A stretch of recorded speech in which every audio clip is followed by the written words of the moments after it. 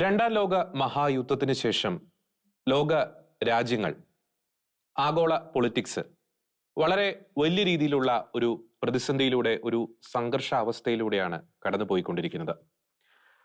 Middle east കൂടുതൽ സംഘർഷഭരിതമായിക്കൊണ്ടിരിക്കുന്നു.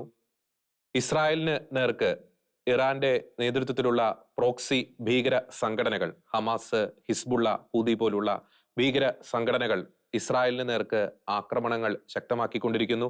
Israel അതിനേക്കാൾ വലിയ രീതിയിലുള്ള ഒരു തിരിച്ചടി ഈ ഭീകര ഗ്രൂപ്പുകൾക്ക് നൽകുന്നു.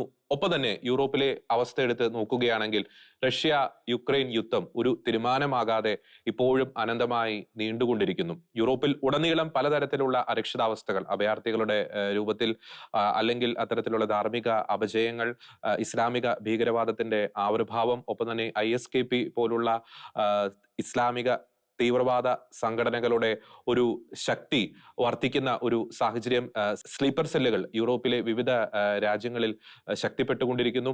ഒപ്പം ഏഷ്യയിലെ അവസ്ഥയും വിഭിന്നമല്ല. ചൈന വലിയ രീതിയിലുള്ള ഒരു സാമ്പത്തിക ശക്തിയായിട്ട് വളർന്നുകൊണ്ടിരിക്കുന്നു. ഒപ്പം ഇന്ത്യക്ക് ചുറ്റുമുള്ള പല രാജ്യങ്ങളെയും ചൈന നോട്ടമിടുന്നു. ചില രാജ്യങ്ങളിൽ വളരെ വലിയ രീതിയിലുള്ള ഒരു അരക്ഷിതാവസ്ഥ നടമാടുന്നു. ഇതൊക്കെ പറയാനുള്ള ഒരു പ്രധാനപ്പെട്ട ഒരു കാരണമുണ്ട്. ഈ വരുന്ന US presidential election, 2024 American president സ്ഥാനത്തേക്കുള്ള ആ ഒരു എലക്ഷൻ, അത് എത്രത്തോളം പ്രാധാന്യം അർഹിക്കുന്നു എന്നത് ചൂണ്ടിക്കാണിക്കാനാണ് ആഗോള തലത്തിൽ നടക്കുന്ന ഈ സംഭവ വികാസങ്ങൾ പ്രേക്ഷകരുടെ മുന്നിൽ അവതരിപ്പിച്ചത്. തീർച്ചയായും വാഷിംഗ്ടൺ DC വൈറ്റ് ഹൗസിൽ അല്ലെങ്കിൽ ക്യാപിറ്റോൾ ഹില്ലിൽ എടുക്കുന്ന ഓരോ തീരുമാനങ്ങളും ഇനി വരും വർഷങ്ങളിൽ ലോകത്തിലെ ഓരോ രാജ്യങ്ങളെയും ഒന്നല്ലെങ്കിൽ മറ്റൊരു തരത്തിൽ ബാധിക്കാനുള്ള എല്ലാ സാധ്യതയുമുണ്ട്. അതുകൊണ്ട് തന്നെയാണ് ഈ വരാൻ പോകുന്ന US പ്രസിഡൻഷ്യൽ എലക്ഷൻ അതിനിർണായകമാണ്. ശക്തമായ ഒരു നിലപാടെടുക്കുന്ന അല്ലെങ്കിൽ നട്ടലോടുകൂടി ആഗോള പൊളിറ്റിക്സിൽ ഒരു നിലപാടെടുക്കുന്ന ഒരു നേതാവിനെയാണ് അമേരിക്കയ്ക്ക് ആവശ്യം എന്ന ഒരു ചിന്ത രാഷ്ട്രീയ നിരീക്ഷകരുടെ ഇടയിൽ വളരെയധികം ശക്തമാണ്. പ്രത്യേകിച്ച് ട്രംപ് എടുക്കുന്ന ഇസ്ലാമിക തീവ്രവാദത്തിനെതിരെ, ഒപ്പം തന്നെ ക്രൈസ്തവ മൂല്യങ്ങളിൽ അടിയുറച്ചുകൊണ്ട് ട്രംപ് എടുക്കുന്ന നിലപാടുകൾ പല രീതിയിൽ രാഷ്ട്രീയ നിരീക്ഷകരുടെ ഒക്കെ ഒരു പ്രശംസ പിടിച്ചു പറ്റിയിട്ടുണ്ട്. അതുകൊണ്ട് തന്നെ ട്രംപിനെ പോലുള്ള ഒരു നട്ടലോടുകൂടി അമേരിക്ക ഗ്രേറ്റ് അഗെയിൻ എന്ന ഒരു നിലപാടെടുക്കുന്ന ഒരു പ്രസിഡന്റിന്റെ ഒരു ആവശ്യകത എത്രത്തോളം ഉണ്ട് എന്നതിനെ പറ്റിയാണ് നിലപാട് എന്ന ഈ ഒരു പ്രോഗ്രാമിലെ ഇന്നത്തെ എപ്പിസോഡ് ഞങ്ങൾ ചർച്ച ചെയ്യാൻ ആഗ്രഹിക്കുന്നത്. ഞാൻ ജോർജി, എന്നോടൊപ്പമുള്ളത് റോബിൻ ജോജി. ജോജി, റോബിൻ, ഈ 2024 ഈ ഒരു അമേരിക്കൻ പ്രസിഡൻഷ്യൽ എലക്ഷൻ നമ്മൾ പലതവണ ഈ നിലപാട് എന്ന ഒരു പ്രോഗ്രാമിന്റെ പ്ലാറ്റ്ഫോമിൽ നമ്മൾ ചർച്ച ചെയ്തതാണ്. നമ്മൾ വീണ്ടും എന്തുകൊണ്ട് ഈ ഒരു വിഷയം എടുക്കുന്നു എന്നതിന്റെ പ്രധാനപ്പെട്ട ഒരു കാരണം ഇൻട്രോയിൽ ഓൾറെഡി സൂചിപ്പിച്ചു. കാരണം രണ്ടാം ലോക മഹായുദ്ധത്തിന് ശേഷം വലിയ രീതിയിലുള്ള ഒരു സംഘർഷാവസ്ഥയിലൂടെ ഏത് നിമിഷവും ഒരു പൊട്ടിത്തെറിക്കാവുന്ന ഒരു ബോംബായി ലോകത്തിലെ പല പ്രദേശങ്ങളും ഈ ഒരു ഘട്ടത്തിൽ മാറിക്കൊണ്ടിരിക്കുന്നു. യൂറോപ്പ് ആയിക്കോട്ടെ, ഒപ്പം തന്നെ ഈ പറയുന്ന റഷ്യ യുക്രൈൻ യുദ്ധവുമായി ബന്ധപ്പെട്ട കാര്യങ്ങളായിക്കോട്ടെ, മിഡിൽ ഈസ്റ്റ് ആയിക്കോട്ടെ. അതുകൊണ്ട് തന്നെ ലോക രാജ്യങ്ങളിൽ ഉടനീളം ഒരു അമേരിക്കൻ പ്രസിഡന്റ് എടുക്കുന്ന ഓരോ തീരുമാനത്തിനും വലിയ രീതിയിലുള്ള ഇമ്പാക്റ്റ് ഉണ്ട്. അത് സൃഷ്ടിക്കുന്ന ഒരു ഇമ്പാക്റ്റ് അല്ലെങ്കിൽ അതിന്റെ ഒരു എഫക്റ്റ് എന്ന് പറയുന്നത് ഒരു ഫാർ റീച്ചിങ് ആയിരിക്കും എന്ന കാര്യത്തിൽ യാതൊരു സംശയവുമില്ല. നമ്മൾ കഴിഞ്ഞ ദിവസത്തെ നിലപാടിൽ കൃത്യമായി പറഞ്ഞാണ് ഈ 2001 അമേരിക്കയിൽ നടന്ന ഒരു ഭീകര ആക്രമണം അത് പിന്നീട് എങ്ങനെ ലോക പൊളിറ്റിക്സിനെ മാറ്റിമറിച്ചു. വലിയ രീതി നമ്മുടെ ഓരോരുത്തരുടെയും, ഇപ്പൊ അമേരിക്കയിൽ ആ ഒരു ഭീകരാക്രമണം നടന്നു, പക്ഷെ നമ്മുടെ ഓരോരുത്തരുടെയും ലൈഫിനെ, സാധാരണ ജീവിതത്തെ പോലും മാറ്റി മറിച്ച ഒരു ആക്രമണമായിരുന്നു അത്. അതുകൊണ്ടാണ് അമേരിക്കയിൽ സംഭവിക്കുന്ന ഓരോ ചലനങ്ങളും മറ്റ് പല രാജ്യങ്ങളിലേക്കും പല ഭൂഖണ്ഡങ്ങളിലേക്കും അതിന്റെ ഒരു ഇമ്പാക്ട് വരും എന്ന കാര്യത്തിൽ തർക്കമില്ല. നമുക്ക് ഈ ഒരു ഗ്ലോബൽ പൊളിറ്റിക്സിന്റെ ഒരു ആംഗിളിൽ നമുക്ക് ഇന്നത്തെ ഒരു നിലപാട്, ആ ഒരു ചർച്ച മുന്നോട്ട് കൊണ്ടുപോകാമെന്ന് എനിക്ക് തോന്നുന്നു. കാരണം ട്രംപ് എടുക്കുന്ന ക്രൈസ്തവ അനുകൂലമായിട്ടുള്ള നിലപാടുകൾ, പ്രോ ലൈഫ് റിലേറ്റഡ് ആയിട്ടുള്ള നിലപാടുകൾ, അതിന്റെ ഒരു പ്രാധാന്യത നമ്മൾ പല ഘട്ടത്തിൽ ചർച്ച ചെയ്താണ്. നമുക്ക് ഈ ഗ്ലോബൽ പൊളിറ്റിക്സ് ആ ഒരു ആംഗിൾ ഫോക്കസ് ചെയ്യുന്നതാണ് എനിക്ക് തോന്നുന്നത്. ഞാനിവിടെ ചൂണ്ടിക്കാണിക്കാൻ ആഗ്രഹിക്കുന്ന ഒരു പോയിന്റ് എന്ന് പറയുന്നത് ഈ ഇറാൻ. നമുക്കറിയാം ഈ മിഡിൽ ഈസ്റ്റ് കത്തിക്കൊണ്ടിരിക്കുകയാണ്. ഈ ഒക്ടോബർ 7 2023 ഒക്ടോബർ 7 ആ ഒരു ആക്രമണത്തിന് ശേഷം ഇസ്രായേലിന് നേർക്ക് വലിയ രീതിയിലുള്ള ഭീകര ആക്രമണങ്ങൾ അല്ലെങ്കിൽ ഭീകര ഗ്രൂപ്പുകളുടെ ഭാഗത്തു നിന്നുള്ള യുദ്ധങ്ങളൊക്കെ നടന്നുകൊണ്ടിരിക്കുന്നു. ഗാസയിൽ നിന്ന് ഹമാസ്, ഈ ലബനോണിൽ നിന്ന് ഹിസ്ബുള്ള, യമനിൽ നിന്ന് ഹൂതി ഗ്രൂപ്പുകൾ, ഇവരെ എല്ലാവരെയും സപ്പോർട്ട് ചെയ്യുന്നത് അല്ലെങ്കിൽ ഇവരുടെ ഒരു ഗോഡ് ഫാദർ എന്ന് പറയുന്നത് ഇറാനാണ്. അതുകൊണ്ട് തന്നെ ഈ കഴിഞ്ഞ ഒരു ബൈഡൻ അഡ്മിനിസ്ട്രേഷൻ, ആ ബൈഡൻ അഡ്മിനിസ്ട്രേഷന്റെ ഭാഗത്ത് നിന്ന് അന്ന് വൈസ് പ്രസിഡന്റ്, ഇപ്പോഴത്തെ പ്രസിഡൻഷ്യൽ കാൻഡിഡേറ്റ് കാൻഡിഡേറ്റ് ഡെമോക്രാറ്റിക് പാർട്ടിയുടെ പ്രസിഡൻഷ്യൽ കാൻഡിഡേറ്റ് കമല ഹാരിസ് ആണ്. ഈ ബൈഡന്റെ ഭാഗത്തു നിന്ന് ചില നിർണായകമായിട്ടുള്ള ചില വീഴ്ചകൾ ഈ ഇറാനെ ഹാൻഡിൽ ചെയ്യുന്ന കാര്യത്തിൽ സംഭവിച്ചിട്ടുണ്ട് എന്ന കാര്യത്തിൽ യാതൊരു തർക്കവുമില്ല. മറു സൈഡിൽ നമ്മൾ ട്രംപിന്റെ കാര്യം എടുത്ത് പരിശോധിക്കുകയാണെങ്കിൽ ഇറാനെ വരച്ച വരയിൽ നിർത്താൻ ട്രംപിന് സാധിച്ചു എന്ന കാര്യവും നമുക്ക് എടുത്തു പറയേണ്ടിയിരിക്കുന്നു. പ്രത്യേകിച്ച് അമേരിക്കയെ ചൊടിപ്പിക്കാൻ അല്ലെങ്കിൽ അമേരിക്കയ്ക്കെതിരെ തിരിഞ്ഞ ഇറാന്റെ ജനറലിനെ വരെ അറ്റാക്ക് ചെയ്ത് കൊലപ്പെടുത്തുന്ന ഒരു ഓപ്പറേഷന് ഉത്തരവിടാൻ ട്രംപിന് സാധിച്ചു. വളരെ സക്സസ്ഫുൾ ആയ ഒരു ഓപ്പറേഷൻ നടന്നു. ഞാൻ ഒന്ന് രണ്ട് പോയിന്റ്സ് ഇവിടെ ചൂണ്ടിക്കാണിക്കാൻ ആഗ്രഹിക്കുന്നത്, ഈ ഇടയ്ക്കായിരുന്നു ഈ അമേരിക്കൻ എംബസിക്ക് നേരെ, ടെലവീവിലുള്ള അമേരിക്കൻ എംബസിക്ക് നേരെ ഈ ഹൂതി ഗ്രൂപ്പുകൾ ഒരു ഡ്രോൺ അറ്റാക്ക് നടത്തിയത്. അതിൽ എനിക്കൊന്ന് ചെറിയ രീതിയിലുള്ള കാഷ്വാലിറ്റി ഉണ്ടായി. അത് അമേരിക്കൻ എംബസിക്ക് നേരെയാണ് അറ്റാക്ക് നടത്തിയത്. ഈ ഹൂതി ഗ്രൂപ്പിനെതിരെയുള്ള ഈ ബൈഡൻ അഡ്മിനിസ്ട്രേഷൻ ഒരു നിലപാട് എടുത്തു പറയേണ്ടതാണ്. ഈ ഹൂതി ഗ്രൂപ്പിനെ already Trump foreign terrorist organisation എന്നൊരു ബാനറിലേക്ക് ഈ ഹൂതി ഗ്രൂപ്പിനെ കൊണ്ടുവന്നതായിരുന്നു. പക്ഷേ ബൈഡൻ ആ ഒരു ബാനർ എടുത്തു മാറ്റി. അതായത് ഭീകര സംഘടന എന്നൊരു ബാനർ എടുത്തു മാറ്റി. അതിന് ബൈഡൻ പറഞ്ഞൊരു ന്യായം എന്ന് പറയുന്നത് യമനിലെ ഹ്യൂമാനിറ്റേറിയൻ പരമായിട്ടുള്ള സഹായങ്ങളെ അല്ലെങ്കിൽ ആ എയ്ഡിനെ അത്തരത്തിലുള്ള ഒരു ചാപ്പകുത്തൽ പ്രതികൂലമായി ബാധിക്കും എന്ന് പറഞ്ഞുകൊണ്ടാണ്. പക്ഷെ അതിനുശേഷം ഹൂതി ഗ്രൂപ്പുകൾ ആ മേഖലയിൽ ഉണ്ടാക്കിയ ഒരു സംഘർഷാവസ്ഥ എത്രത്തോളം ഉണ്ടെന്ന് നമുക്ക് ചൂണ്ടിക്കാണിക്കാൻ സാധിക്കും. ഇനി ഇറാന് നേരെ ഈ ബൈഡൻ അഡ്മിനിസ്ട്രേഷൻ എടുത്ത ചില വീഴ്ചകൾ, ആ പോളിസിയിൽ ഉണ്ടായ ചില വീഴ്ചകൾ ചൂണ്ടിക്കാണിക്കാൻ ആഗ്രഹിക്കുകയാണ്. നമുക്കറിയാം, ഏതൊരു ഭീകര പ്രസ്ഥാനത്തെയും സപ്പോർട്ട് ചെയ്യുന്നതിന്റെ പ്രധാനപ്പെട്ട അടിത്തറ എന്ന് പറയുന്നത് സാമ്പത്തിക സ്രോതസ്സാണ്. ഇപ്പോൾ ഇറാൻ ഈ ഭീകര ഗ്രൂപ്പുകളെ സപ്പോർട്ട് ചെയ്യുന്നത് വലിയ രീതിയിൽ സാമ്പത്തികമായിട്ട് സപ്പോർട്ട് ചെയ്യുന്നുണ്ട്. ഡയറക്റ്റ് ഇൻവോൾവ് ആയില്ലെങ്കിൽ പോലും ഇൻഡയറക്റ്റ് ആയിട്ട് സാമ്പത്തികമായിട്ട് സപ്പോർട്ട് ചെയ്യുന്നുണ്ട്. ഈ ബൈഡൻ നമ്മൾ പലപ്പോഴും എനിക്ക് തോന്നുന്നു ഈ ഒരു വാർത്താ മാധ്യമങ്ങളൊന്നും പല രീതിയിൽ ചർച്ചയാക്കിയില്ല എന്ന് എനിക്ക് തോന്നുന്നു.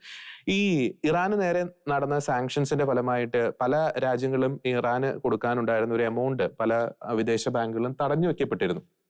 പക്ഷേ ഈ ബൈഡൻ അഡ്മിനിസ്ട്രേഷൻ ഏകദേശം 16 ബില്യൺ ഡോളറോളം വരുന്ന എമൗണ്ട് ഈ സൗത്ത് കൊറിയയിലും ഇറാഖിലും തടഞ്ഞു വെക്കപ്പെട്ടിരുന്ന ആ ഒരു എമൗണ്ട് റിലീസ് ചെയ്യാനുള്ള ഉത്തരവ് നൽകുകയുണ്ടായി. അത് ഈ ഇറാഖിൽ ഈ സൗത്ത് കൊറിയയുമായി ബന്ധപ്പെട്ട എമൗണ്ട് റിലീസ് ചെയ്തത് ഈ അമേരിക്കൻ ഹോസ്റ്റേജസിന്റെ റിലീസുമായി ബന്ധപ്പെട്ടാണ്. അപ്പോൾ ആ ഒരു എയ്ഡ് എത്രത്തോളം ഈ ഭീകര സംഘടനകളിലേക്ക് പോയി എന്ന കാര്യം നാം പരിശോധിക്കേണ്ടതാണ്. അത് പിന്നെ മിഡിൽ ഈസ്റ്റിൽ ഉണ്ടാക്കി ഇമ്പാക്ട് കൂടി നാം പരിശോധിക്കേണ്ടതാണ്.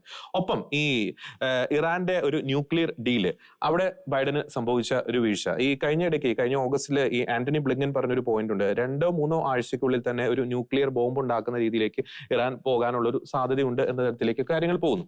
അപ്പോൾ എല്ലാ തീവ്രവാദ സംഘടനകളുടെയും, മിഡിൽ ഈസ്റ്റിലെ എല്ലാ ഭീകരവാദ സംഘടനകളുടെയും ഒരു തലതൊട്ടപ്പനായി പ്രവർത്തിക്കുന്ന ഇറാനെ നല്ല രീതിയിൽ കൈകാര്യം ചെയ്യുന്നതിൽ അല്ലെങ്കിൽ ഒരു വരയ്ക്കുള്ളിൽ നിർത്തുന്നതിൽ ബൈഡൻ അഡ്മിനിസ്ട്രേഷൻ പരാജയപ്പെട്ടു എന്ന കാര്യം നമുക്ക് തർക്കമില്ലാതെ പറയാൻ സാധിക്കും. പക്ഷെ അതിൽ ട്രംപ് വിജയിച്ചു. അതുകൊണ്ട് തന്നെ ഈ ഇറാന്റെ കാര്യം എടുത്ത് പരിശോധിക്കുമ്പോൾ ഒരു ഇറാനെ സംബന്ധിച്ചിടത്തോളം അല്ലെങ്കിൽ അവിടുത്തെ ഭീകര സംഘടനകളെ നിലയ്ക്ക് നിർത്താൻ ഒരു ശക്തമായിട്ടുള്ള ഒരു നിലപാട് ട്രംപിന് സ്വീകരിക്കാൻ കഴിയും എന്ന കാര്യത്തിൽ നമുക്ക് സംശയമില്ല. ഇനി എനിക്ക് തോന്നുന്നു ചൈന ആ ഒരു മേഖലയിലേക്ക് പോകുന്ന എനിക്ക് തോന്നുന്നു. റോബിൻ പലതവണ ചൈന പൊളിറ്റിക്സുമായി ബന്ധപ്പെട്ട് പല കാര്യങ്ങളും ചർച്ച ചെയ്താണ്. നമുക്കറിയാം, ഈ ഇറാനെ പോലെ തന്നെ ഇറാൻ ഇപ്പൊ ഈ ഹിസ്ബുള്ളിനെയും പിന്നിൽ നിന്ന് സപ്പോർട്ട് ചെയ്ത് ഇറാനാണെങ്കിൽ ഇറാനെ പിന്നിൽ നിന്ന് സപ്പോർട്ട് ചെയ്യുന്നത് ചൈന, റഷ്യയാണെന്നുള്ള കാര്യത്തിൽ നമുക്ക് യാതൊരു തർക്കവുമില്ലാതെ പറയാൻ സാധിക്കും. അപ്പോൾ ഈ ചൈനയുടെ ഒരു കടന്നുവരവ് അല്ലെങ്കിൽ ചൈന വിവിധ മേഖലകൾ, സാമ്പത്തികമായിക്കോട്ടെ, മിലിറ്ററി രംഗത്തായിക്കോട്ടെ, ബിസിനസ് മേഖലയിലായിക്കോട്ടെ, വാണിജ്യപരമായിട്ടുള്ള മേഖലയിലായിക്കോട്ടെ, ഈ ബൈഡൻ അഡ്മിനിസ്ട്രേഷൻ സ്വീകരിച്ച ഒരു പോളിസി അല്ലെങ്കിൽ അത്തരം കാര്യങ്ങൾ എത്രത്തോളം ഈ ചൈനയുടെ ഒരു വളർച്ചയ്ക്ക് എത്രത്തോളം ഒരു നിർണായകമായിട്ടുള്ള ഒരു ശക്തി ആയിട്ടുണ്ട് റോബിൻ? ഒരു രീതിയിൽ പറഞ്ഞു കഴിഞ്ഞാൽ ചൈന ശരിക്കും ചൈനയെ റെസ്ട്രിക്റ്റ് ചെയ്യാൻ ഈ ഇപ്പം ജോ ബൈഡന്റെ കാലത്താണെങ്കിലും അതുപോലെ തന്നെ ഡൊണാൾഡ് ട്രംപിന്റെ കാലത്താണെങ്കിലും ചൈനയുടെ വ്യാപാരങ്ങളെ റെസ്ട്രിക്റ്റ് ചെയ്യാൻ ഇവർ പരമാവധി ശ്രമിച്ചിട്ടുണ്ട്. കാരണം പലപ്പോഴും അമേരിക്കയുടെ ആഭ്യന്തരമായിട്ടുള്ള പോളിസികൾ ഇന്റർനാഷണൽ പോളിസികളെയും ബാധിക്കുന്ന ഒരു സാഹചര്യമുണ്ട് എന്നുള്ളതാണ് അതിൻ്റെ ഉള്ളിലെ പ്രധാനപ്പെട്ട വസ്തുത. ഇപ്പം നമുക്കറിയാം, അമേരിക്കൻ പ്രസിഡൻഷ്യൽ തെരഞ്ഞെടുപ്പിൽ വളരെ നിർണായകമാണ് അവിടുത്തെ സ്വിംഗ് സ്റ്റേറ്റ് എന്ന് പറയുന്ന മിഷിഗൺ അടക്കമുള്ള മേഖല. അപ്പോൾ അവിടെ ഏറ്റവും കൂടുതൽ വ്യാപാരം നടക്കുന്നത് വാഹന വ്യാപാരമുണ്ട്, സ്റ്റീലുണ്ട്, അലൂമിനിയം ഉണ്ട്, ഈ വ്യാപാരങ്ങൾ നടക്കുന്നുണ്ട്. അപ്പോൾ ഇതിനെല്ലാം വ്യാപകമായിട്ടുള്ള തോതിൽ ഏകദേശം 100% താരിഫ് ചുമത്തുക എന്നുള്ളൊരു തലത്തിലേക്ക് അമേരിക്ക, എന്ന് വെച്ചാൽ അത് അങ്ങനെ ഒരു തലത്തിലേക്ക് അമേരിക്ക മാറാനുണ്ടായ സാഹചര്യം ഈ ഇന്റേണൽ പൊളിറ്റിക്സിന്റെ ഭാഗമാണ് എന്നുള്ളൊരു വസ്തുതയുണ്ട്. അപ്പോൾ അങ്ങനെ ചൈനയ്ക്കെതിരെ അമേരിക്ക ഇത്രയും റെസ്ട്രിക്ഷൻസ് കൊണ്ടുവരുമ്പോൾ പോലും ചൈന വ്യാപകമായി ഇപ്പോൾ വളരുന്നു എന്നുള്ളൊരു വസ്തുത നമുക്ക് കാണാതിരിക്കാൻ കഴിയില്ല. കാരണം കഴിഞ്ഞ ഫൈനാൻഷ്യൽ മെൽഡൗൺ ഏകദേശം 2008 മുതൽ ചൈന $29 ട്രില്യൺ, ഏകദേശം 3000 ലക്ഷം കോടിക്ക് മുകളിൽ പണമാണ് ലോകത്തിന്റെ വ്യാപാരത്തിലേക്ക് ചൈന ഇഞ്ചക്ട് ചെയ്തിട്ടുള്ളത്. ഇതിനുള്ള ഒരുപാട് കാര്യങ്ങൾ ഇവരുടെ ബെൽറ്റ് ആൻഡ് റോഡ് പദ്ധതികൾക്കായിട്ട് പല രാജ്യങ്ങളിൽ ഇവർ ഇൻവെസ്റ്റ്മെന്റ് നടത്തി. ആഫ്രിക്കയിലൊക്കെ 3 വർക്കുകൾ നടക്കുമ്പോൾ അതിൽ ഒരെണ്ണം ചൈനയുടേതായിരുന്നു എന്നാണ് പറയുന്നത്. അങ്ങനെ പിന്നെ അതുപോലെ തന്നെ പല രാജ്യങ്ങൾക്കായിട്ട് ഒരുപാട് ലോണുകൾ കൊടുക്കുന്ന സാഹചര്യം ഉണ്ടായി ചൈന. അങ്ങനെ ലോണിൽപ്പെട്ട് ഉടർന്ന രാജ്യങ്ങളിൽ നമുക്ക് ഏറ്റവും ഉദാഹരണം പറയാം ശ്രീലങ്ക, അതുപോലെ പാകിസ്ഥാനുണ്ട്, അതുപോലെ തന്നെ വെനസ്വലയുണ്ട്. ഈ രാജ്യങ്ങളെല്ലാം ഇതുപോലെ പല രാജ്യങ്ങളുണ്ട്. പല ആഫ്രിക്കൻ രാജ്യങ്ങളും ലാറ്റിൻ അമേരിക്കൻ രാജ്യങ്ങളിലെ ഇതുപോലെ ലോണിൽപ്പെട്ട് ഉടർന്ന രാജ്യങ്ങളുണ്ട്. ഇനി മറ്റൊരു കാര്യം, അമേരിക്കയ്ക്ക് ഏറ്റവും കൂടുതൽ ഭീഷണിയായിട്ട് വരുന്നത് എന്ന് പറയുന്നത് ചൈനയുടെ വ്യാപാര കടന്നുകയറ്റങ്ങൾ തന്നെയാണ്. എന്ന് വെച്ചാൽ മെക്സിക്കോ മുതൽ ഇങ്ങോട്ട് ലാറ്റിൻ അമേരിക്ക മുഴുവൻ, ആഫ്രിക്ക മുഴുവൻ, ഏഷ്യയുടെ ഭാഗങ്ങൾ ഏകദേശം മുഴുവനായി തന്നെ, അതുപോലെ തന്നെ ഈ അറേബ്യൻ ആ മേഖലകൾ മുഴുവനായിട്ട് ഏകദേശം 10% മുകളിൽ ചൈനയുമായിട്ട് വ്യാപാരമുള്ള സ്ഥലങ്ങളാണ് ഇതെല്ലാം ചൈന പിടിച്ചടക്കി കടന്നുകയറ്റം നടത്തി എന്ന് പറയുമ്പോൾ ഇവിടുന്നെല്ലാം പുറന്തള്ളപ്പെടുന്നത് അമേരിക്കയാണ്. മുന്നേറ്റമാണ് ഈ മേഖലയിൽ നടത്തിക്കൊണ്ടിരിക്കുന്നത്. യൂറോപ്യൻ യൂണിയനും അമേരിക്കയും കാനഡ അടക്കമുള്ള, ഓസ്ട്രേലിയ അടക്കമുള്ള രാജ്യങ്ങൾ കിണഞ്ഞു പരിശ്രമിച്ചിട്ടും ചൈനയെ ഇതിൽ നിന്ന് പിന്തിരിപ്പിക്കാൻ കഴിയുന്നില്ല. കാരണം അവർ ചൈനയിൽ നിന്നുള്ള ഇറക്കുമതിക്ക് അവർ വളരെ വലിയ താരിഫ് ഏർപ്പെടുത്തി. ഇപ്പം ചൈന എന്ത് ചെയ്തു? ഇതെല്ലാം ഇവരുമായിട്ട് ഇപ്പം മെക്സിക്കോയുമായിട്ട് അമേരിക്കയ്ക്കും യൂറോപ്യൻ യൂണിയനുമായിട്ടെല്ലാം വളരെ നല്ല വ്യാപാര ബന്ധമാണുള്ളത്. ചൈന അങ്ങോട്ട് കമ്പോണൻസ് കയറ്റി അയക്കും, അവിടുന്ന് അസംബിൾ ചെയ്ത് പ്രൊഡക്റ്റ് ആക്കി ആ രാജ്യങ്ങളിലേക്ക് എത്തിക്കും. ഇങ്ങനെ വ്യാപകമായ തോതിൽ ഇപ്പം കഴിഞ്ഞ ദിവസം ജർമ്മനിയിൽ വോക്സ്വാഗന്റെ ലോകത്തിലെ സെല്ലിങ്ങിൽ, വാഹനത്തിന്റെ സെല്ലിങ്ങിൽ 2ാമത് നിൽക്കുന്നതാണ് ടൊയോട്ട കഴിഞ്ഞാൽ. അവരുടെ പ്ലാന്റ് അടച്ചുപൂട്ടേണ്ട സാഹചര്യം ഉണ്ടായി. ഇങ്ങനെ വളരെ വലിയ പ്രതിസന്ധിയിലേക്ക് യൂറോപ്പും അമേരിക്കയും അവരുടെ ബിസിനസ്സും എല്ലാം ക്രൈസിസിലേക്ക് പൊയ്ക്കൊണ്ടിരിക്കുകയാണ്.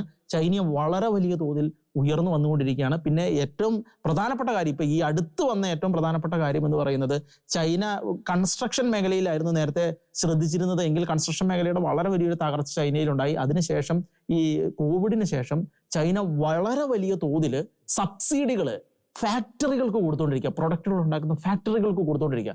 അപ്പൊ സംഭവിക്കുന്നത് എന്താണെന്ന് ചോദിച്ചു കഴിഞ്ഞാൽ, ഈ സബ്സിഡിയോടുകൂടി വളരെ കുറഞ്ഞ ചെലവിൽ പ്രൊഡക്റ്റുകൾ നിർമ്മിക്കുകയും അത് ലോകത്തിലെ എല്ലാ രാജ്യങ്ങളിലേക്കും ധാരാളമായ തോതിൽ ചീപ്പ് റേറ്റിൽ ചൈന കയറ്റുമതി ചെയ്തുകൊണ്ടിരിക്കുകയാണ്.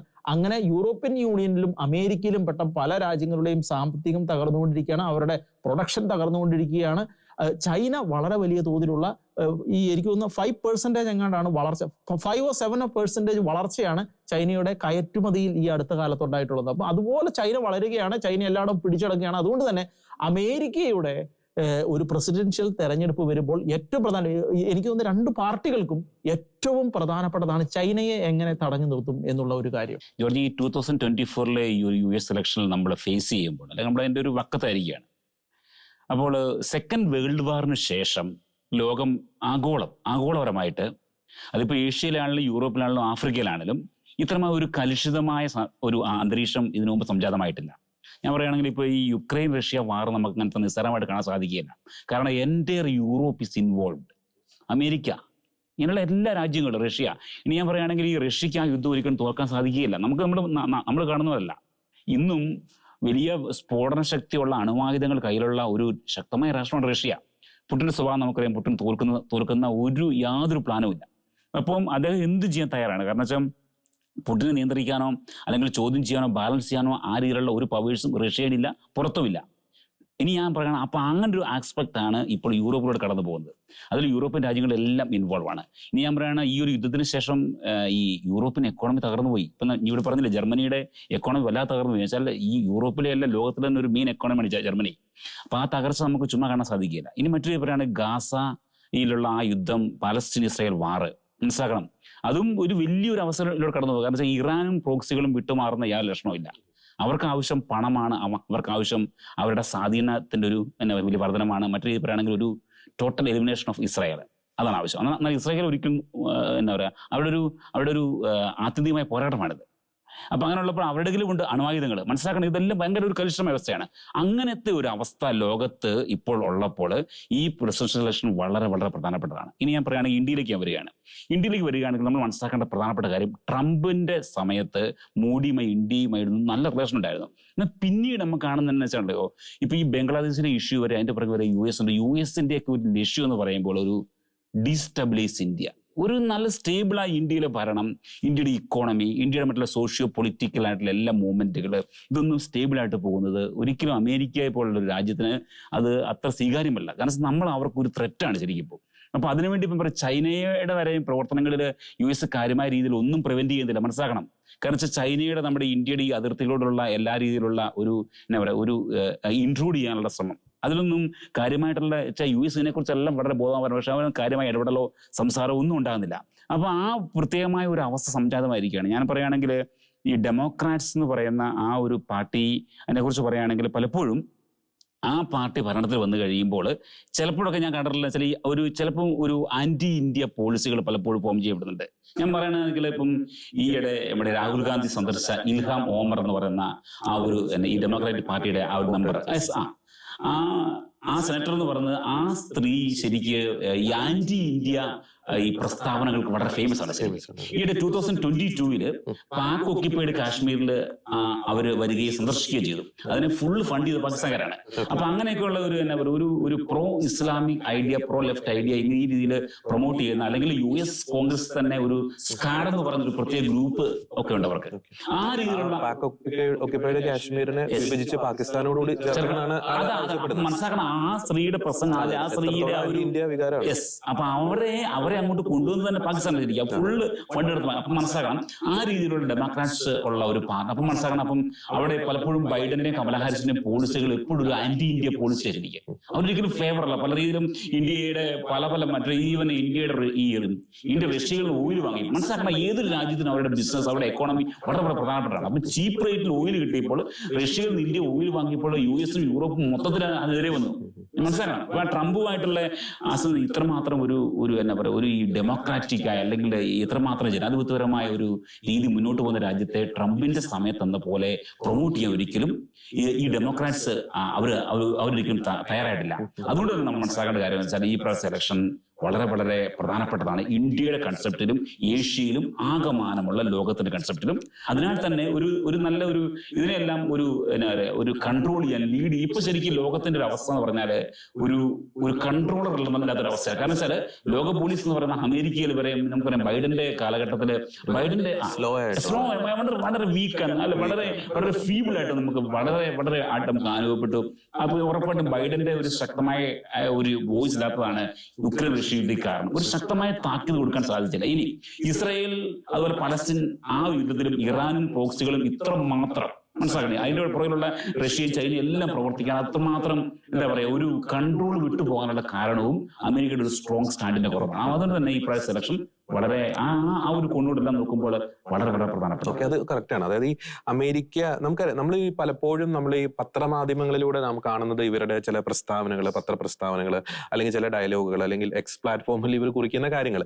പക്ഷെ അതിനപ്പുറത്തേക്ക് അതിന്റെ ബാക്ക്ഡ്രോപ്പിൽ ഇവർ ചെയ്യുന്ന ചില കാര്യങ്ങൾ, ഇപ്പൊ ജോജി പറഞ്ഞ അവസാനിപ്പിച്ച ഒരു പോയിന്റാണ് ഞാൻ പറയാൻ ആഗ്രഹിക്കുന്നത്. ഈ ബൈഡൻ അഡ്മിനിസ്ട്രേഷന്റെ ചില സ്ലോ ആയിട്ടുള്ള, അല്ലെങ്കിൽ എന്താ പറയണേ ഒരു വേണ്ടാക്കിയുള്ള വേഗമായിട്ടുള്ള അത്ര സ്ട്രിക്റ്റ് അല്ലാത്ത ചില നിലപാടുകൾ, അത് ഈ മിഡിൽ ഈസ്റ്റിലെ ഇറാന്റെ വളർച്ചയ്ക്ക് വളരെയധികം സഹായമായിട്ടുണ്ട്. നമുക്കറിയാം ഇറാന്റെ മേൽ ഉപരോധമുണ്ട്. പക്ഷെ ആ ഉപരോധം കാര്യക്ഷമമായിട്ട് നടപ്പാക്കുന്നതിൽ ഈ ബൈഡൻ അഡ്മിനിസ്ട്രേഷൻ പരാജയപ്പെട്ടു. ഞാനൊരു കണക്ക് ചൂണ്ടിക്കാണിക്കാൻ ആഗ്രഹിക്കുന്നത്, ഈ ബൈഡൻ ഭരണത്തിൽ കയറിയപ്പോൾ ഈ ഇറാന്റെ ഓയിൽ പ്രൊഡക്ഷൻ എന്ന് പറയുന്നത് പെർ ഡേ 3 lakhs ബാരൽസ് ആയിരുന്നു. ഇപ്പോൾ അത് എത്തി നിൽക്കുന്നത് ഏകദേശം 1.5 million ബാരൽസ് പെർ ഡേ ആണ്. അതും മെയിൻ ആയിട്ട് ഇവർ ഈ ഓയിൽ വിൽക്കുന്നത് ചൈനയിലേക്കാണ്. അപ്പോൾ ഇതിലൂടെ ഇറാൻ ഉണ്ടാകുന്ന നേട്ടം എന്ന് പറയുന്നത് ഏകദേശം $80 billion ആണ്. ഈ $80 billion ആ രാജ്യത്തിന്റെ രാജ്യത്തിന്റെ വികസനത്തിന് വേണ്ടിയിട്ടൊന്നും അല്ല അവർ ഉപയോഗിക്കുന്നത്. നമുക്കറിയാം, അതിന്റെ ഏറ്റവും വലിയ ഉദാഹരണമാണ് ഇവരുടെ മുൻ ഒരു ഭരണാധികാരി, അവർ ആള് കയറിയ പ്ലെയിൻ തന്നെ ഏതോ നമ്മൾ പറയാറുണ്ടല്ലോ, എന്താ പണ്ട് കാലത്തെ ഒരു ടെക്നോളജി ഉള്ള പ്ലെയിൻ ഒക്കെ തന്നെയാണ്. അപ്പൊ ഇവർക്ക് കിട്ടുന്ന ഈ ഓയിൽ പ്രൊഡക്ഷനിലൂടെ അല്ലെങ്കിൽ ഓയിൽ സെയിലിലൂടെ ഇവർക്ക് കിട്ടുന്ന പൈസ എവിടേക്കാണ് പോകുന്നത്? ഈ ഹൂതികളുടെ കയ്യിലേക്ക്, ഈ ഹമാസിന്റെ കയ്യിലേക്ക്, ഈ ഹിസ്ബുള്ളയുടെ കയ്യിലേക്ക്, ആന്റി ഇസ്രായേൽ ആക്ടിവിറ്റീസിലേക്ക്, അല്ലെങ്കിൽ ഒരു തരത്തിൽ പറയുകയാണെങ്കിൽ ഇസ്ലാമിക ഭീകരവാദത്തെ ശക്തിപ്പെടുത്തുന്ന തരത്തിലേക്കാണ് കാര്യങ്ങൾ പോകുന്നത്. ഇനി മറ്റൊരു ആസ്പെക്ട്, ഇറാന്റെ ഈ ന്യൂക്ലിയർ വെപ്പൺ ആ ഒരു നിർമ്മാണവുമായി ബന്ധപ്പെട്ട കാര്യങ്ങൾ 2018 ട്രംപ് അതിനെതിരെ ശക്തമായിട്ട് നിലപാടെടുത്തിരുന്നു. ഈ JCPO ഒരു കോൺട്രാക്റ്റിൽ നിന്ന് ട്രംപ് പിന്മാറുന്ന ഒരു അവസ്ഥ. അതിനുശേഷം ഈ ബൈഡൻ പറയാറുണ്ട്, ഞങ്ങൾക്ക് വീണ്ടും ആ ആക്ടിലേക്ക് വരാൻ, അല്ലെങ്കിൽ ഞങ്ങൾ വീണ്ടും ആ കോൺട്രാക്റ്റിലേക്ക് വരാൻ ഞങ്ങൾ ആഗ്രഹിക്കുന്നു. അപ്പോൾ എന്താണ് സംഭവിക്കുന്നത്? ഇറാൻ പലപ്പോഴും ഒരു സ്ട്രോങ് ആയിട്ടുള്ള നെഗോസിയേഷൻ ഒരു പൊസിഷനിലേക്ക് അത് കൊണ്ടുചെന്നെത്തിക്കുന്നു. അപ്പോൾ ഈ മിഡിൽ ഈസ്റ്റ് പൊളിറ്റിക്സ് ഇത്രത്തോളം കഴിഞ്ഞ ഒരു 4 വർഷത്തെ ചരിത്രം നോക്കുമ്പോൾ ഇത്രത്തോളം ഒരു ആന്റി അമേരിക്ക അല്ലെങ്കിൽ ആന്റി ഇസ്രായേൽ അല്ലെങ്കിൽ അമേരിക്കയ്ക്ക് ഒരു അപ്പർ ഹാൻഡ് നഷ്ടപ്പെടാൻ ഇടയാക്കിയത് ഈ ബൈഡൻ അഡ്മിനിസ്ട്രേഷന്റെ വളരെ ലൂസായിട്ടുള്ള അല്ലെങ്കിൽ സ്ട്രിക്റ്റ് അല്ലാത്ത ഇറാന് നേർക്കുള്ള ഒരു പോളിസി തന്നെയാണ് നമുക്ക് പറയാൻ സാധിക്കും. അതുകൊണ്ട് തന്നെ ഒരു മിഡിൽ ഈസ്റ്റിനെ സംബന്ധിച്ചിടത്തോളം സ്ട്രോങ് ആയിട്ടുള്ള നിലപാട് സ്വീകരിക്കുന്ന ഒരു പ്രോ ഇസ്രായേൽ സ്റ്റാൻഡുള്ള ഒരു ഭരണാധികാരി അവിടെ വേണം. ട്രംപിനെ സംബന്ധിച്ചിടത്തോളം ചരിത്ര പ്രാധാന്യമേറെ ജെറുസലേം തന്നെ ഇസ്രായേലിന്റെ ക്യാപിറ്റലായിട്ട് അംഗീകരിക്കുന്നു. ഈ പാലസ്തീൻ വിഷയത്തിലും ശക്തമായിട്ടുള്ള പ്രോ ഇസ്രായേൽ സ്റ്റാൻഡ് സ്വീകരിക്കുന്നുണ്ട്. അതുകൊണ്ടാണ് നമ്മൾ വീണ്ടും വീണ്ടും എടുത്തു പറയുന്നത്, ലോകത്തിന്റെ ഒരു സുരക്ഷയെ സംബന്ധിച്ചിടത്തോളം അല്ലെങ്കിൽ ലോകത്തിന്റെ ഒരു നല്ലൊരു ഭാവിയെ സംബന്ധിച്ചിടത്തോളം ഒരു പ്രോ ഇസ്രായേൽ നിലപാട് സ്വീകരിക്കുന്ന ആന്റി ഇറാൻ അല്ലെങ്കിൽ ഇറാനെ നിലയ്ക്ക് നിർത്തുന്ന ഒരു നിലപാട് സ്വീകരിക്കുന്ന ഒരു ഭരണാധികാരി അവിടെ വരേണ്ടിയിരിക്കുന്നു. അത് ശരിക്കും പറഞ്ഞു കഴിഞ്ഞാൽ ഈ ഡെമോക്രാറ്റുകളുടെയും റിപ്പബ്ലിക്കൻസിന്റെയും ഒരു രീതി എടുത്തു നോക്കുമ്പോൾ ഡെമോക്രാറ്റ്സുകൾ ഒരു മൾട്ടി കൾച്ചറലിസം, സെക്യുലറിസം ഈ രീതിയിൽ പോകുന്ന ഒരു കുറച്ച് ആളുകളാണ്.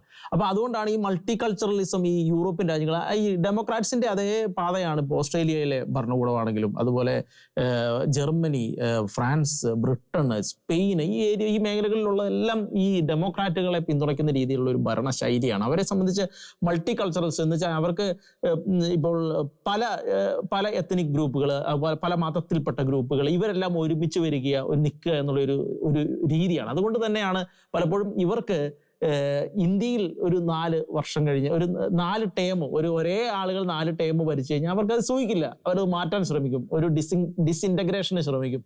ബംഗ്ലാദേശിൽ ഇത് തന്നെ സംഭവിച്ചു. റഷ്യനെയും ഇത് തന്നെയാണ് ഇവർ ശ്രമിക്കും. അവിടെയാണ് പലപ്പോഴും നമുക്ക് ഒരു ഭീതി ഉള്ളത്. കാരണം എന്ന് വെച്ചാൽ ഡെമോക്രാറ്റുകൾ പറയുന്നത് റഷ്യ തോൽക്കണം, ഇപ്പൊ ഈ യൂറോപ്പ് പറയുന്നതും അമേരിക്ക പറയുന്നതും റഷ്യ യുദ്ധത്തിൽ തോൽക്കണം എന്നുള്ളത് തന്നെയാണ് അവരുടെ നിലപാട്. ഇത് തോൽക്കാൻ എന്ത് ചെയ്യും, എങ്ങനെ ചെയ്യും, എന്ത് സംഭവിക്കും എന്നുള്ളിടത്താണ് പലപ്പോഴും അടുത്ത പ്രാവശ്യം ഡെമോക്രാറ്റുകൾ കയറി കഴിഞ്ഞാൽ എന്തായിരിക്കും സംഭവിക്കുക. കാരണം ഡെമോക്രാറ്റുകൾ അടുത്ത പ്രാവശ്യം കയറി കഴിഞ്ഞാൽ ഒരുപക്ഷെ എന്താണെങ്കിലും അവര് ഉക്രൈന് ലോങ് റേഞ്ച് മിസൈലുകൾ റഷ്യയിലേക്ക് ആക്രമണം നടത്താൻ അവർ അനുവദിച്ചു കഴിഞ്ഞാൽ റഷ്യ ഇപ്പൊ തന്നെ പറഞ്ഞു, ഈ യുദ്ധം അങ്ങനെ സംഭവിച്ചാൽ ഇവിടം കൊണ്ട് നിൽക്കില്ല, യൂറോപ്പ് മൊത്തം യുദ്ധത്തിലേക്ക് കയറുന്ന അവസ്ഥയുണ്ടാവും. അങ്ങനെ വന്നാൽ ഡെമോക്രാറ്റിക് സ്ഥാനാർത്ഥി അടുത്ത പ്രാവശ്യം തെരഞ്ഞെടുപ്പിൽ ജയിച്ചു കഴിഞ്ഞാൽ വളരെ വലിയൊരു വാറിലേക്ക്, കാരണം റഷ്യ തോക്കുക എന്നുള്ളതിനപ്പുറത്ത് വേറെ ഒന്നും അവർ പറയുന്നില്ല എന്നുള്ളതാണ്. അതുപോലെ തന്നെ അവരിതുപോലെ തന്നെ ഇപ്പം ഇറാൻ ആണെങ്കിലും അവർക്ക് ആവശ്യം ഇറാന്റെ ആ റെജീം, അവരെ എതിർക്കുന്ന റെജീം മാറണം. ചൈനയിലാണെങ്കിലും ആ റെജീം മാറണം, എന്ന് വെച്ചാൽ ആ അധികാര കേന്ദ്രം മാറണം. റഷ്യയിലും ആ അധികാര കേന്ദ്രം മാറണം. ഇതാണ് അവരുടെ ഡിമാൻഡ്. പക്ഷേ നമ്മൾ ഇന്നത്തെ കാലഘട്ടം വെച്ച് നോക്കുമ്പോൾ ഇറാനും ചൈനയും റഷ്യയും ഒരേപോലെ ശക്തമായിട്ട് നിൽക്കുകയാണ്. ഇതിൻ്റെ ഇടയിൽ അവരുടെ പോളിസികൾ എത്രത്തോളം ഫലവത്താകുമെന്നും ഈ പോളിസികൾ പവർഫുള്ളി ഇംപ്ലിമെന്റ് ചെയ്യാൻ ശ്രമിച്ചാൽ മറ്റൊരു യുദ്ധത്തിലേക്ക് പോകാനുള്ള സാധ്യതയുണ്ടെന്ന് അങ്ങനെ ഒരു ഭീകരമായ വസ്തുത നിലനിൽക്കുന്നുണ്ട് അവിടെ. ജോർജ്, ഇവിടെ ഒരു കാര്യം ഞാൻ പറയാൻ ആഗ്രഹിക്കുകയാണ്. ഈ അമേരിക്കൻ ഡീപ് സ്റ്റേറ്റിന്റെ ഒരു വലിയ സ്വാധീനം. ഇപ്പൊ നമ്മുടെ ഇലക്ഷൻ 2024 ഇലക്ഷൻ നമ്മൾ കാണുന്നത് പഴയ അമേരിക്കയല്ല, കംപ്ലീറ്റ് മാറി. ചില അദൃശ്യ ശക്തികൾ, സംഘടനകൾ, ഗ്രൂപ്പുകൾ അമേരിക്കൻ ഇലക്ഷനെ മാത്രമല്ല ലോകത്തെമ്പാടുമുള്ള ഇലക്ഷനെ സ്വാധീനിക്കാൻ ശ്രമിക്കുന്നത്. നമ്മൾ ഈ ജോർജ് സോറസിന്റെ പേരെ കേട്ടിട്ടുണ്ട്. എന്ന് പറഞ്ഞാൽ ഇപ്പോൾ ഈ അമേരിക്കൻ ഡീപ് സ്റ്റേറ്റിന്റെ ഒരു സ്വാധീനം അമേരിക്കയിൽ വ്യാപകമാണ്. അവരുടെ ഒരു അജണ്ട എന്ന് പറഞ്ഞ് ഇവിടെ റൂബിൻ പറഞ്ഞ പോലെ ഒരു മൾട്ടി കൾച്ചറലിസം എന്ന് വെച്ചാൽ എത്രയും അതെ ശക്തമായി അത് ഞാൻ പറയാൻ അങ്ങോട്ട് വരികയാണ് ഞാൻ. അപ്പോൾ മനസ്സിലാക്കണം അവരുടെ ഒരു പോളിസി എന്ന് പറഞ്ഞാൽ ഇന്നിപ്പോൾ സൊസൈറ്റിയിലുള്ള ഒരു മോറൽ തിങ്കിങ് മാറ്റുക, അതിൻ്റെ സെറ്റപ്പ് മാറ്റുക, സിസ്റ്റം മാറ്റുക, ഫാമിലികളെ കുറിച്ചുള്ള കൺസെപ്റ്റ് മാറ്റുക. ഇങ്ങനെ നമ്മൾ മറ്റൊരു രീതി പച്ചയ്ക്ക് പറയുകയാണെങ്കിൽ ഒരു അധാർമികതയെ അങ്ങോട്ട് പ്രൊമോട്ട് ചെയ്യുക. അപ്പം അവിടെയാണ് ശ്രദ്ധിക്കേണ്ട കാര്യം. അപ്പോൾ ഈ ഡെമോക്രാറ്റുകളുടെ വിജയത്തിന് വേണ്ടി ഈ അമേരിക്കൻ ഡീപ് സ്റ്റേറ്റ് വല്ലാതെ പ്രവർത്തിക്കുന്നുണ്ട്. അതിനവർക്ക് പണം ഒഴുക്കുന്നുണ്ട്, ആളുകളുണ്ട്, ഐഡിയകളുണ്ട്, എന്തിനും തയ്യാറാണ്. അവർ അതിന് ലെഫ്റ്റിനെ കൂട്ടുപിടിക്കും, അവരാരെ വേണമെങ്കിലും കൂട്ടുപിടിക്കും. ഈവൻ ഞാൻ പറയുകയാണ് ഈ ഒരു ഇസ്ലാമിക സംഘടനകൾ വരെ അവരോട് പലപ്പോഴും ചേർന്ന് പ്രവർത്തിക്കുന്നുണ്ട്. അത് നമ്മൾ അമേരിക്കയിൽ മാത്രമല്ല കാണുന്നത്, എൻ്റെ ഒരു യൂറോപ്പിൽ കാണുന്നത്, അല്ലെങ്കിൽ ലോകത്തിൽ ആകമാനം കാണുന്നുണ്ട്. ഇനി ഞാൻ പറയുകയാണ് ഈ രാഹുൽ ഗാന്ധി ഒബാമയെ വിസിറ്റ് ചെയ്യുന്നു പറഞ്ഞില്ലേ. അപ്പം നമ്മൾ മനസ്സിലാക്കേണ്ട കാര്യങ്ങളല്ല, മെല്ലെ മെല്ലെ ഈ അമേരിക്കയുടെ ഈ ആശയങ്ങൾ ഇന്ത്യയിലേക്കും, എന്ന് വെച്ചാൽ ഇന്ത്യ എന്ന് പറഞ്ഞാൽ എന്താണ് ഒരു ധാർമ്മികത. ഞാൻ ഉറപ്പ് പറയുകയാണ്, ഇന്ത്യയുടെ ധാർമ്മിക ആ മൂല്യങ്ങൾ കൊടുക്കുന്ന സാധനം വളരെ വലുതാണ്. ഇന്ത്യയുടെ സൊസൈറ്റി കുറേ കൂടെ സ്റ്റേബിളാണ്. ഇവിടെ ഫ്രീമേസൺ അജണ്ടകളോ അല്ലെങ്കിൽ ഇലുമിനാറ്റി അജണ്ടകളോ, ഞാൻ പറഞ്ഞ പോലെ ഇവിടുത്തെ നമ്മുടെ സമൂഹത്തെ തകർത്ത് കളയുന്ന, കുടുംബത്തെ തകർത്ത് കളയുന്ന ഈ LGBTQ പോലുള്ള ആശയങ്ങളൊന്നും ഇവിടെ അത്ര വ്യാപകമായി അങ്ങോട്ട് അത്രമാത്രം ഒരു വലിയൊരു എന്താ പറയുക, അതിനൊന്നും വലിയ സ്ഥാനമില്ല. അതിന് കാരണം ഇവിടുത്തെ ഒരു സ്ട്രോങ് ഗവൺമെന്റ്. ഇതൊക്കെ ആയിട്ട് വെച്ച് നോക്കുമ്പോൾ ഈ കൺസേൺ വളരെ സൂക്ഷിക്കേണ്ട കാര്യം, ഈ അമേരിക്കൻ ഇലക്ഷനിൽ വരുന്ന ആള് വളരെ പ്രധാനമുണ്ട് ഇതിനകത്ത് ശരിക്കും. കാരണം വെച്ചാൽ അവർക്ക് ഇതെല്ലാം നിയന്ത്രിക്കാനായിട്ട് സാധിക്കും. ഇതിന്റെ ഒരു കൺക്ലൂഷനിലേക്ക് ഒരു കാര്യം കൂടി നമ്മൾ ചിന്തിക്കാൻ പോയിന്റ് ഔട്ട് ചെയ്യാൻ ആഗ്രഹിക്കുകയാണ്. ഇപ്പൊ ഈ ഇസ്ലാമിക് സ്റ്റേറ്റ് അതിനെ നിലയ്ക്ക് നിർത്തിയത് അല്ലെങ്കിൽ അതിനെ ഇല്ലാതാക്കിയത് ട്രംപിന്റെ ഭരണ കാലയളവിലാണ് എന്നൊരു കാര്യം കൂടി ചൂണ്ടിക്കാണിക്കാൻ ആഗ്രഹിക്കുകയാണ്. അതുകൊണ്ട് തന്നെ നമുക്കറിയാം ഈ ഭാവിയിൽ ലോകത്ത് വളരെയധികം പ്രതിസന്ധി സൃഷ്ടിക്കാൻ സാധ്യതയുള്ളത് ഈ ഇസ്ലാമിക ഭീകരവാദ സംഘടനകളാണ്. ആ ഒരു പോയിന്റ് ഓഫ് വ്യൂവിൽ കൂടി നോക്കുമ്പോൾ പോലും അതിനെതിരെ ശക്തമായ നിലപാട് പലപ്പോഴും ട്രംപിന്റെ ഭരണകാലയളവിൽ അദ്ദേഹം സ്വീകരിച്ചിരുന്നു എന്നൊരു കാര്യം കൂടി നാം എടുത്തു പറയേണ്ടിയിരിക്കുന്നു. ലോകം അതിനിർണായകമായിട്ടുള്ള ഒരു ഘട്ടത്തിലൂടെ കടന്നുപോയിക്കൊണ്ടിരിക്കുന്ന ഈ ഒരു നാളുകളിൽ അടുത്തൊരു 4 വർഷം എന്നത് ലോക രാജ്യങ്ങളെ സംബന്ധിച്ചിടത്തോളം അതിനിർണായകം തന്നെയാണ്. അതുകൊണ്ട് തന്നെയാണ് ഈ 2024 US പ്രസിഡൻഷ്യൽ ഇലക്ഷന് അതീവ പ്രാധാന്യം ഉള്ളത്. നിലവിൽ ലോകത്തെ ബാധിക്കുന്ന പല പ്രതിസന്ധികളും നാം എടുത്ത് പരിശോധിക്കുമ്പോൾ അത്തരം വിഷയങ്ങളിൽ പ്രത്യേകിച്ച് ഒരു ലോക രാജ്യങ്ങളിലെ ജനങ്ങൾക്ക് അനുകൂലമായി അല്ലെങ്കിൽ അവരുടെ ഒരു സുരക്ഷയെ വളരെ പോസിറ്റീവായി കണ്ടുകൊണ്ടുള്ള ഒരു സ്ട്രോങ് ആയിട്ടുള്ള നിലപാട് സ്വീകരിക്കുവാൻ കെൽപ്പുള്ള വ്യക്തി തന്നെയാണ് ട്രംപ് എന്ന കാര്യത്തിൽ നമുക്ക് സംശയമില്ല. കാരണം അദ്ദേഹത്തിന്റെ ആദ്യ ടേമിൽ അദ്ദേഹം സ്വീകരിച്ച നിലപാടുകൾ നമ്മുടെ കൺമുന്നിൽ തന്നെയുണ്ട്. ആ ഒരു കാലയളവിൽ അമേരിക്ക വലിയ രീതിയിലുള്ള യുദ്ധത്തിലേക്ക് ഒന്നും പോകേണ്ട ആവശ്യം വന്നിട്ടില്ല. ഒപ്പം തന്നെ ആർക്കും നിയന്ത്രിക്കാൻ കഴിയില്ല എന്ന് വിചാരിച്ച നോർത്ത് കൊറിയയെ പോലും നിലയ്ക്ക് നിർത്തുവാൻ അദ്ദേഹത്തിന് സാധിച്ചു. നോർത്ത് കൊറിയയിൽ ചെന്ന് ആ രാജ്യത്തിന്റെ ഭരണാധികാരിയുമായി സംസാരിക്കുവാൻ അദ്ദേഹത്തിന് സാധിച്ചു. ലോകത്തെ അതിഗുരുതരമായി ബാധിച്ചുകൊണ്ടിരുന്ന ലോക സുരക്ഷയ്ക്ക് വലിയ ഭീഷണിയായിക്കൊണ്ടിരുന്ന ഇസ്ലാമിക് സ്റ്റേറ്റിനെ ഇല്ലാതാക്കുവാൻ അദ്ദേഹത്തിന് സാധിച്ചു. ഒപ്പം തന്നെ ഈ പറയുന്ന ഈ ചൈന എന്ന് പറയുന്ന ആ ഒരു രാജ്യത്തെ നിലയ്ക്ക് നിർത്തുവാൻ, പ്രത്യേകിച്ച് ഈ ട്രേഡുമായി ബന്ധപ്പെട്ട കാര്യങ്ങളിൽ ഒരു ശക്തമായിട്ടുള്ള ഒരു നിലപാട് സ്വീകരിക്കുവാൻ അദ്ദേഹത്തിന് സാധിച്ചു. ഇറാനെ നിലയ്ക്ക് നിർത്താൻ സാധിച്ചു. ഒപ്പം തന്നെ മിഡിൽ ഈസ്റ്റിൽ ആ ഒരു കാലയളവിൽ കാര്യമായിട്ടുള്ള ഒരു സംഘർഷം ഉണ്ടായിരുന്നില്ല, ഒരു പ്രോ ഇസ്രായേൽ സ്റ്റാൻഡ്. അതുകൊണ്ട് തന്നെയാണ് ട്രംപ് എടുക്കുന്ന ഒരു നിലപാടുകളുടെ ഒരു പ്രാധാന്യത എത്രത്തോളം ഉണ്ട് എന്ന് ഞങ്ങൾ ചൂണ്ടിക്കാണിക്കാൻ ആഗ്രഹിക്കുന്നത്. ഞങ്ങൾ ഈ ഒരു ചർച്ച സംഘടിപ്പിക്കുന്ന ഈ ഒരു പോയിന്റ് ഓഫ് ടൈമിൽ അമേരിക്കയുടെ ചില സംസ്ഥാനങ്ങളിൽ ഓൾറെഡി ഈ ഒരു ഇലക്ഷൻ പ്രോസസ്സ് ആരംഭിച്ചു കഴിഞ്ഞു. നോർത്ത് കരോളിന, അലബാമ പോലുള്ള സംസ്ഥാനങ്ങളിൽ ഓൾറെഡി ഇലക്ഷൻ പ്രോസസ്സ് ആരംഭിച്ചു കഴിഞ്ഞു. അതുകൊണ്ട് തന്നെ ഈ ഒരു പ്രോഗ്രാമിൽ ഞങ്ങൾ പറയാൻ ആഗ്രഹിക്കുന്ന ഒരു നിലപാട് ഇതാണ്. ലോകത്തിന്റെ ഒരു സുരക്ഷയെ സംബന്ധിച്ചിടത്തോളം, ലോകത്തിന്റെ ഒരു ശോഭനമായിട്ടുള്ള ഒരു ഭാവിയെ സംബന്ധിച്ചിടത്തോളം, ധാർമ്മികമായ കുടുംബപരമായിട്ടുള്ള നല്ല മൂല്യങ്ങളുടെ ഒരു പോയിന്റ് ഓഫ് വ്യൂവിൽ നോക്കുമ്പോഴും ട്രംപിനെ പോലെ ശക്തമായിട്ടുള്ള അത്തരം വിഷയങ്ങളിൽ ശക്തമായിട്ടുള്ള ഒരു നിലപാട് എടുക്കുന്ന ഒരു ഭരണാധികാരി തീർച്ചയായിട്ടും അമേരിക്കയുടെ തലപ്പത്തേക്ക് വരേണ്ടിയിരിക്കുന്നു. അതിനുള്ള ഒരു വിവേകം, അതിനുള്ള ഒരു ജ്ഞാനം അമേരിക്കൻ ജനതയ്ക്ക് ഉണ്ടാകട്ടെ. കാരണം അവർ എടുക്കുന്ന ആ ഒരു ചോയ്സ് എന്ന് പറയുന്നത് അവരുടെ രാജ്യത്തെ മാത്രം ബാധിക്കുന്നതല്ല, അല്ലെങ്കിൽ ആ രാജ്യത്ത് മാത്രം ഒതുങ്ങി നിൽക്കുന്നതല്ല. അത് ലോക രാജ്യങ്ങളിലേക്ക് വലിയ രീതിയിലുള്ള ഒരു ഇമ്പാക്റ്റ് അമേരിക്കൻ ജനത ഈ ദിവസങ്ങളിൽ, പ്രത്യേകിച്ച് നവംബർ മാസത്തിൽ എടുക്കുന്ന ആ ഒരു ഡിസിഷന് ഉണ്ടാകും എന്ന കാര്യത്തിൽ യാതൊരു സംശയവുമില്ല. അതുകൊണ്ട് തന്നെ വിവേകത്തോടെ, ഇച്ഛാശക്തിയോടെ, ജ്ഞാനത്തോടെ കൃത്യമായിട്ടുള്ള ഒരു ലക്ഷ്യത്തോടു കൂടി തന്നെ രാജ്യത്തിന്റെ, ലോകത്തിന്റെ ശോഭനമായ ഭാവി മനസ്സിൽ കണ്ടുകൊണ്ട് തന്നെ നല്ല രീതിയിൽ തങ്ങളുടെ സമ്മതിദാനാവകാശം വിനിയോഗിക്കുവാൻ അമേരിക്കൻ ജനതയ്ക്ക് സാധിക്കട്ടെ എന്ന നിലപാട് പ്രഖ്യാപിച്ചുകൊണ്ട് ഇന്നത്തെ ഈ ഒരു പ്രോഗ്രാം ഞങ്ങൾ വൈൻഡപ്പ് ചെയ്യുന്നു. എല്ലാ പ്രിയപ്പെട്ട പ്രേക്ഷകർക്കും നന്ദി.